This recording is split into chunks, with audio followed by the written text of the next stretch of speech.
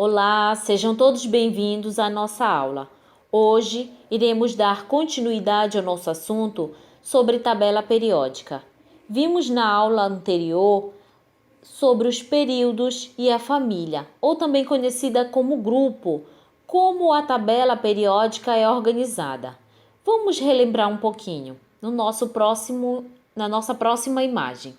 Nós temos aí a nossa organização da tabela periódica em períodos e famílias, ou também conhecida como grupos. Os períodos são as linhas horizontais.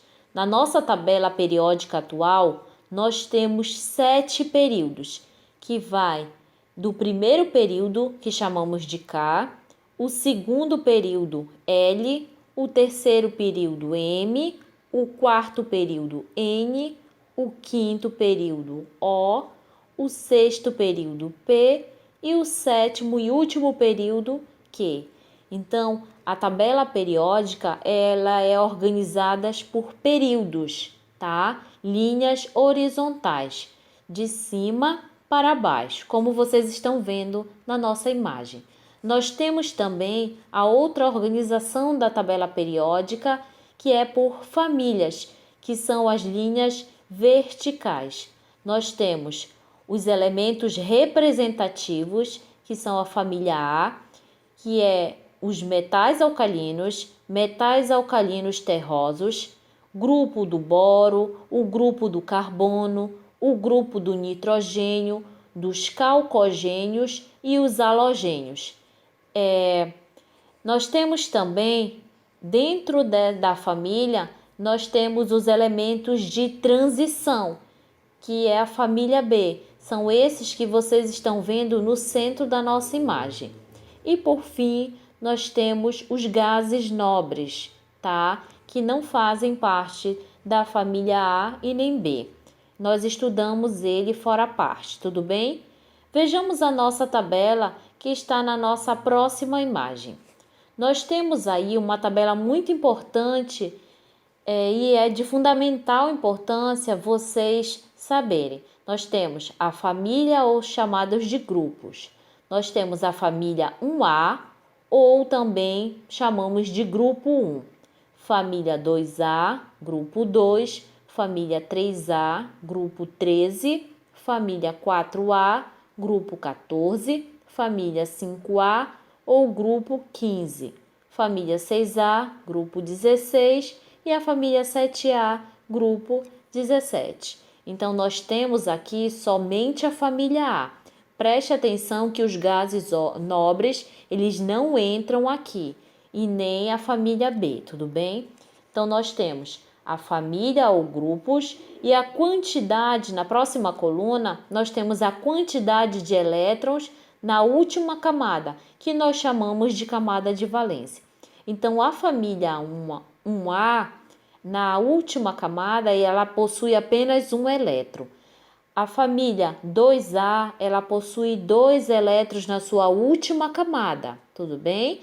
A família 3A, 3 elétrons e assim por diante, até chegar à família 7A, que possui 7 elétrons na sua última camada.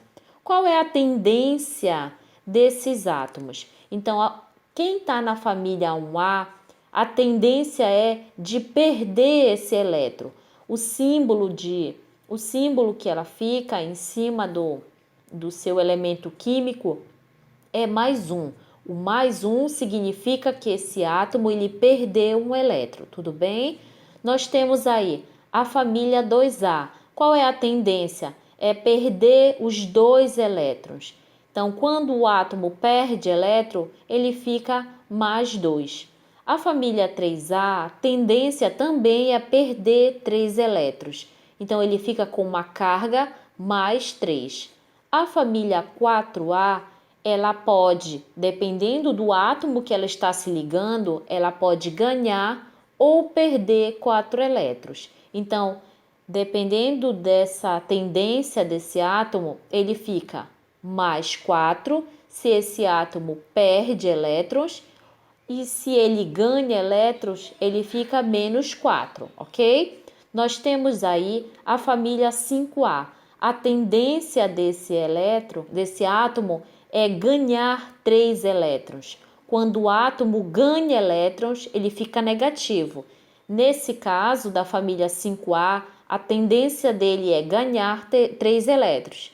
Por isso que fica a carga, o símbolo, -3. Já a família 6A, a tendência dele é ganhar 2 elétrons. Ele fica com a sua carga -2, tá? E por fim nós temos a família 7A. Ele tem a tendência de ganhar 1 elétron. Então ele fica com a sua carga elementar de -1. Tudo bem? Prestem atenção que quando o átomo ele tem a tendência de ganhar elétrons, tá? Ele fica negativo. Então, o número total de elétrons que esse átomo pode ter para ganhar estabilidade é 8 elétrons ou 2 elétrons. Vamos ver uma regrinha muito importante na nossa próxima imagem. Nós temos aí, como chamamos, a regra do octeto. O que vem a ser a regra do octeto? O átomo ele adquire estabilidade ao completar 8 elétrons na sua última camada, que chamamos de camada de valência, ou apenas 2 elétrons, tá? Também na sua última camada, que eles ficam imediatamente igual aos gases nobres. Então vamos ver com calma. Todos esses átomos que vocês estão vendo aí na nossa tabela periódica, eles estão instáveis. O que significa isso? Esses átomos, obrigatoriamente, eles têm que se ligar com outros átomos para ganhar estabilidade. Como se faz para um átomo ganhar estabilidade? Eles têm a tendência de se ligar, certo? Então, quando os átomos têm afinidades eletrônicas, eles se ligam. E para ganhar estabilidade, a quantidade de elétrons que esses átomos devem ter na sua última camada é 2. Por que 2? Igual ao gás hélio, esse primeiro elemento químico que vocês estão vendo lá em cima de amarelo, tá? Nós temos aqui a coluna dos gases nobres, ou 8 elétrons, porque os outros gases, eles possuem 8 elétrons na sua última camada. Então, nós sabemos que os gases nobres, eles não se ligam com outros elementos químicos. Eles já se encontram estáveis na natureza. Então, os outros elementos químicos, obrigatoriamente, eles devem ganhar estabilidade. Então, como eles vão ganhar estabilidade? Compartilhando ou doando seus elétrons, tá? Ficando com 8 elétrons ou 2 elétrons na sua última camada. Tudo bem? Então, todos os átomos, eles são instáveis. Claro, com exceção dos gases nobres. Vejamos agora a nossa próxima imagem, que fala sobre as camadas de energia, ou também chamadas de camadas eletrônicas, ou níveis de energia. Após terem surgido vários modelos atômicos, o modelo de Bohr, ele sugeriu a organização da eletrosfera em órbita. Esse assunto nós já estudamos em séries anteriores, tá? Os elétrons, eles se organizam e se distribuem pelas camadas eletrônicas, estando uns mais próximos do núcleo, lembram? E outros mais distantes. Mas essa distribuição não é aleatória. Ela surge uma regra de quantidade máxima que cada camada suporta, tá? Lembrando que a união das camadas eletrônicas, ela forma a eletrosfera. Preste atenção que as camadas eletrônicas são no máximo 7, tá? Que são os períodos. As camadas eletrônicas, elas são designadas por letras que nós já estudamos. K, L, M, N, O, P e Q, tá? Sendo que a primeira camada é a camada K e assim por diante, tá? A camada K lembrando que é a mais próxima do núcleo, conforme a gente pode prestar atenção na tabela. Então, na nossa tabela, nós temos os níveis, que são as camadas eletrônicas, e as letras que representam essas camadas eletrônicas. Então, preste atenção que no nosso primeiro nível, que é a camada K, ela suporta no máximo 2 elétrons. Então, é a quantidade máxima que essa primeira camada deve possuir, ok? Na segunda camada, o número máximo de elétrons que ela suporta são 8. Na terceira, o máximo que esse átomo suporta na sua camada eletrônica são 18. No quarto período, nós temos que o máximo de elétrons que essa camada suporta é 32. Da mesma forma que o quinto período, ele também suporta 32 elétrons.